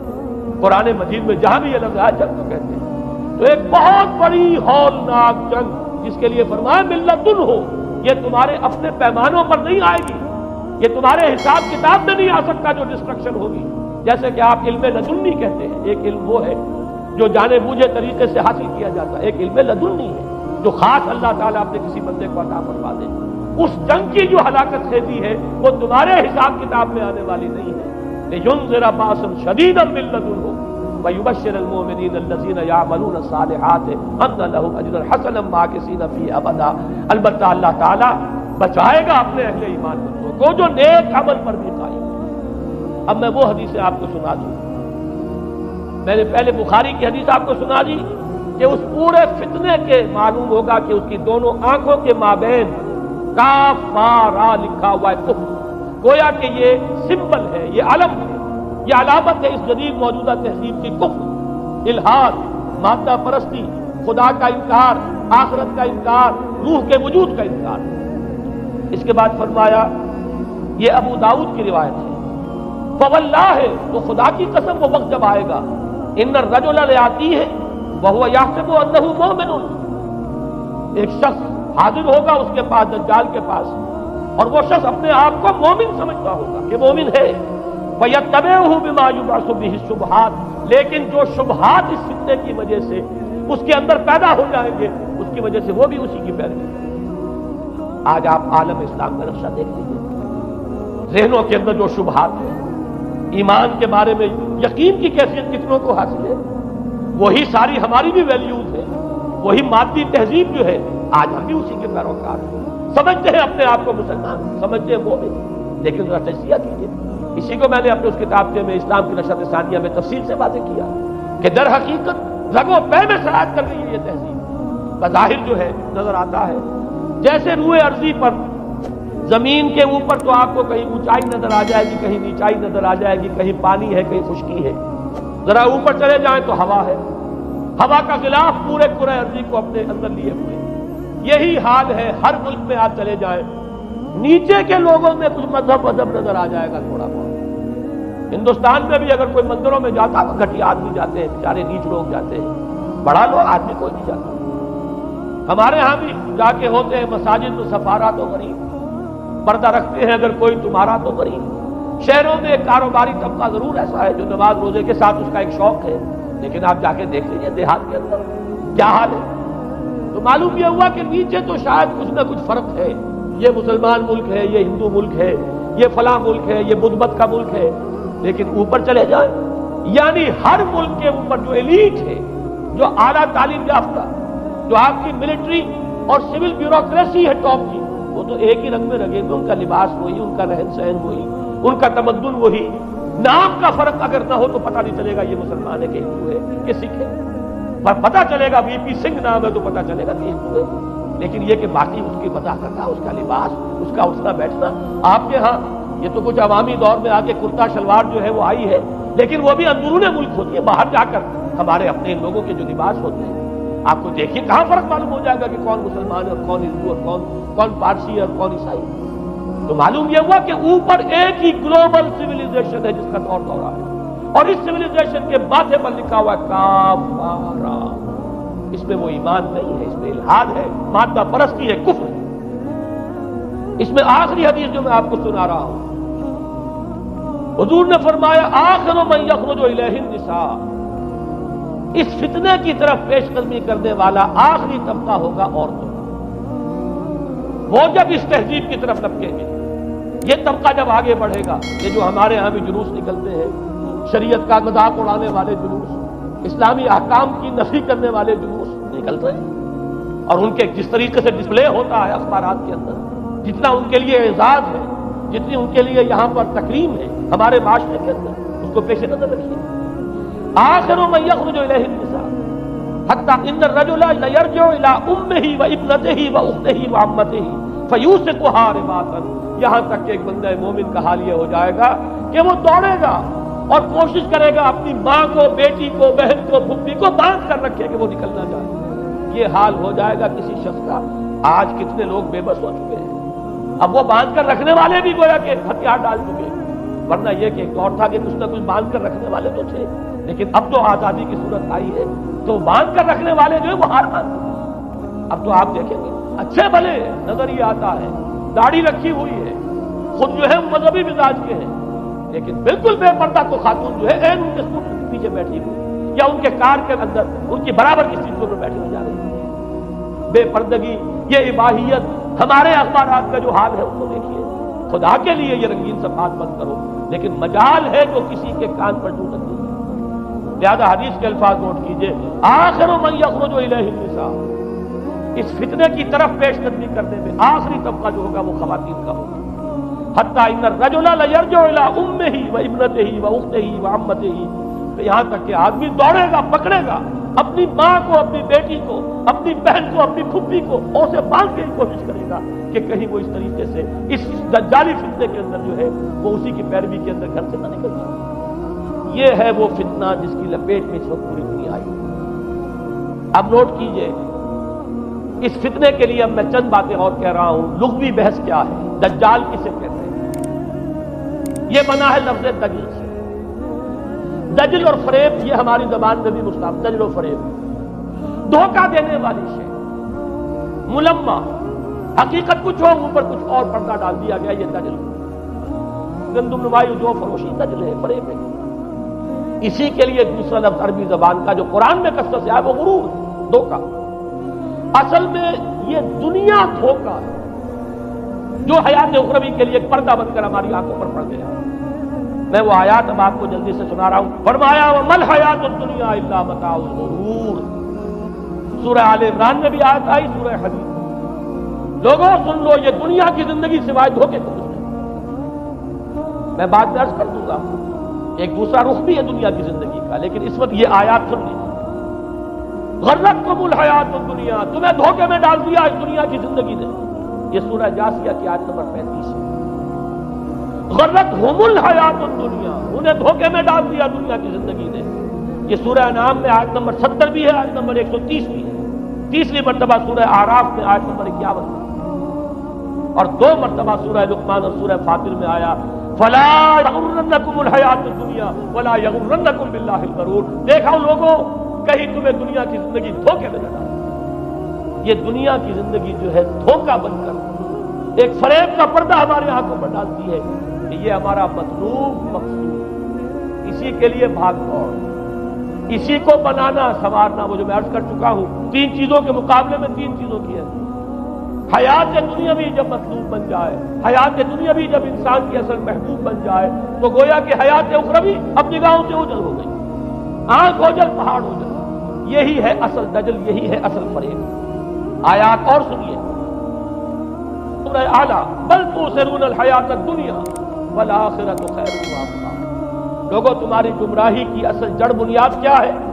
تم دنیا کی زندگی کو ترجیح دیتے ہو، جبکہ آخرت بہتر بھی ہے اور باقی رہنے والی ہے۔ کلا بل تحبون العاجلہ وتذرون الآخرۃ۔ کوئی نہیں، تمہارا اصل مرض یہ ہے کہ تم اس عاجلہ سے جو موجود ہے، سامنے ہے، نقد ہے، اس سے محبت کرتے ہو، اور آخرت کو تم نے تج دیا ہے، چھوڑ دیا۔ یہ سورہ قیامہ اور اس سے اگلی سورت جو ہے وہ آپ کے علم میں ہے، سورۃ الدہر۔ اس میں فرمایا گیا ان هؤلاء يحبون العاجلة ويذرون وراءهم يوما ثقيلا۔ ان لوگوں کا اصل مرض یہ ہے کہ اس عاجلہ کو پسند کرتے ہیں، اس سے محبت کرتے ہیں، اور پیچھے وہ جو بھاری دن آنے والا ہے اس کا خیال انہوں نے دل سے نکال دیا۔ یہ ہے در حقیقت اصل فساد، اصل فتنہ، اصل گمراہی، 100 خرابیوں کی جڑ ایک طرف۔ اب اسی کا ایک نتیجہ نکلتا ہے، یہ دنیا جتنی حسین بنتی چلی جائے گی اتنا ہی فتنہ شدید سے شدید تر ہوتا چلا جائے گا۔ یہاں جتنی آسائشیں ہوں گی اتنا ہی آپ پر غفلت کا پردہ طاری ہو جائے گا۔ اور آپ کو معلوم ہے کہ اس پوری سائنٹیفک جو بھی ڈیولپمنٹ ہے اس کا حاصل کیا ہے؟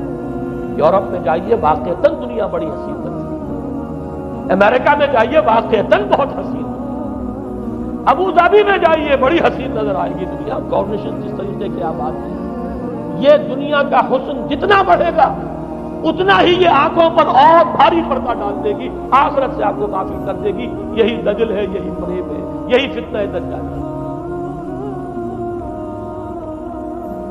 یہی وجہ ہے، دیکھیے یہ جو آیات آج میں بیان کر رہا تھا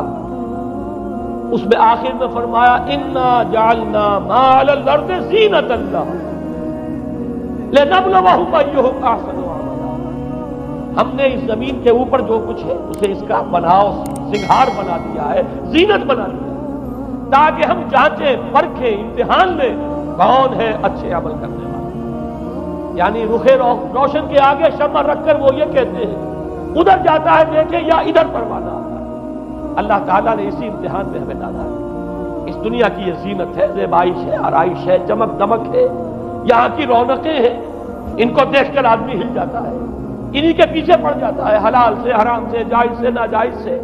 صحیح سے غلط سے، جس طرح بھی ہو یہ رونقیں میں بھی زیادہ سے زیادہ اپنے گھر میں لے آؤں، میں بھی اپنے ہاں وہ آسائشیں فراہم کر لوں، میں بھی یہ تمام چیزیں جو ہے جمع کر لوں۔ اسی کے لیے انسان اپنا نہ صرف یہ کہ پوری زندگی کا اثاثہ اسی میں انویسٹ کر بیٹھتا ہے بلکہ دیانت، شرافت، ان سب کو بھی داؤ پر لگا۔ انا جعلنا ما علی الارض زینۃ لها لنبلوہم ایہم احسن عملا۔ ہم نے زمین کے اوپر جو کچھ ہے اسے اس کا زیور بنا دیا ہے، سنگھار، تاکہ ہم ذرا آزمائیں ان کو کہ آیا یہاں کے ہی اسی حسن کے اندر، اسی رعنائی کے اندر گم ہو کر رہ جاتے ہیں، یا اس حسن ازلی وہ اللہ تعالیٰ کا جلال و جمال یہ اس کے طالب بنتے ہیں۔ یہ ہے در حقیقت امتحان۔ اسی کو جیسے کہ حدیث میں بھی آیا تھا، شروع کی آیات اور آخری آیات، آخری حکم میں فرمایا قل هل ننبئکم بالاخسرین اعمالا۔ اے نبی ان سے کہیے کیا ہم تمہیں بتائیں اپنی زندگی کی جد و جہد میں، بھاگ دوڑ میں سب سے زیادہ خسارے میں کون رہے؟ الذین ضل سعیہم فی الحیاۃ الدنیا وہم یحسبون انہم یحسنون صنعا۔ وہ لوگ کہ جن کی بھاگ دوڑ، جن کی محنت، جن کی کوشش وہ دنیا کی زندگی ہی میں بھٹک کر رہ گئی، اور وہ اپنے کہیں یہ سمجھتے رہے کہ ہم بڑے کامیاب ہو رہے ہیں، بہت اچھے کام کر رہے ہیں، ہم نے اتنی ترقی کر لی، ہم نے یہ کچھ بنا لیا، میں نے یہ جائیداد بنا لی، میں نے یہ کچھ مقام حاصل کر لیا، لیکن مطلوب و مقصود دنیا۔ ضل سعیہم فی الحیاۃ الدنیا، انہوں نے دنیا کی زندگی ہی کے اندر اپنی ساری سعی و جہد کو بھٹکا کر رکھا۔ میں اس کا جو دوسرا رخ بتانا چاہتا تھا وہ ایک حدیث کے حوالے سے ہے۔ اگر آخرت مطلوب و مقصود رہے تو یہ دنیا آخرت کی کھیتی بن جائے۔ حضور نے فرمایا دنیا مزرعۃ الآخرہ، اگر تمہارا مطلوب و مقصود آخرت ہے تو پھر یہ دنیا کے اندر یہ کھیتی ہے، بو گے یہاں تو وہاں کاٹو گے۔ نیک اعمال کرو، خدمت خلق کے لیے کوشاں ہو جاؤ، لوگوں کی ہدایت کے لیے اپنی توانائیاں جو ہے وقت کرو۔ خیرکم من تعلم القرآن وعلمہ، اس دنیا میں محنت کرو گے تو آخرت میں اجر و ثواب پاؤ گے۔ الدنیا مزرعۃ الآخرہ، اگر آخرت مطلوب و مقصود ہو تو دنیا بڑی قیمتی ہے، اس کا ایک ایک لمحہ بڑا قیمتی ہے۔ حیات دنیا بھی نہ صرف یہ کہ غیر حقیقی نہیں بلکہ بہت قدر و قیمت کی حامل، لیکن اگر پردہ پڑ گیا آخرت نگاہوں سے اوجھل اور دنیا ہی مطلوب و مقصود تو یہ دھوکے کی ڈنڈی ہے۔ وہ مل حیات الدنیا الا متاع الغرور، نہیں ہے دنیا کی زندگی مگر دھوکے کا سامان۔ غرتہم الحیات الدنیا، غرتکم الحیات الدنیا، لا تغرنکم الحیات الدنیا، دیکھنا یہ دنیا کی زندگی کہیں تمہیں دھوکے میں نہ ڈالے۔ آخری بات عرض کر رہا ہوں، یہی وجہ ہے سورہ بنی اسرائیل میں بھی آخری لفظ جو پہلے رکوع میں وہ کیا تھا؟ وَأَنَّ الَّذِينَ لَا يُؤْمِنُونَ بِالْآخِرَةِ أَعْتَدْنَا لَهُمْ عَذَابًا أَلِيمًا. اور وہ لوگ، نوٹ کر لیجیے وہ آیات، إِنَّ هَذَا الْقُرْآنَ يَهْدِي لِلَّتِي هِيَ أَقْوَمُ وَيُبَشِّرُ الْمُؤْمِنِينَ الَّذِينَ يَعْمَلُونَ الصَّالِحَاتِ أَنَّ لَهُمْ أَجْرًا كَبِيرًا وَأَنَّ الَّذِينَ لَا يُؤْمِنُونَ بِالْآخِرَةِ أَعْتَدْنَا لَهُمْ عَذَابًا أَلِيمًا. یہاں پر ایمان بالآخرہ جو ہے اس کو اہمیت دی گئی. جو لوگ آخرت پر یقین نہیں رکھتے ان کے لیے ہم نے دردناک عذاب فراہم. اور یہاں پر بھی جیسا کہ سامنے آ گیا، سورہ کہف جو ختم ہو رہی ہے جن مضامین پر، وہ بھی وہی آیات ہیں جن کے بارے میں حدیث میں آیا ہے کہ دجالی فتنے سے محفوظ کرنے میں ان کی بڑی تاثیر ہے. قل هل ننبئكم بالاخسرين اعمالا الذين ضل سعيهم في الحياة الدنيا وهم يحسبون انهم يحسنون صنعا اولئك الذين كفروا بآيات ربهم ولقائه فحبطت اعمالهم فلا نقيم لهم يوم القيامة وزنا. یہ وہ لوگ ہیں جنہوں نے اپنی رب کی آیات کا انکار کیا، جن کی دنیا ہی مطلوب و مقصود بن کر رہ گئی.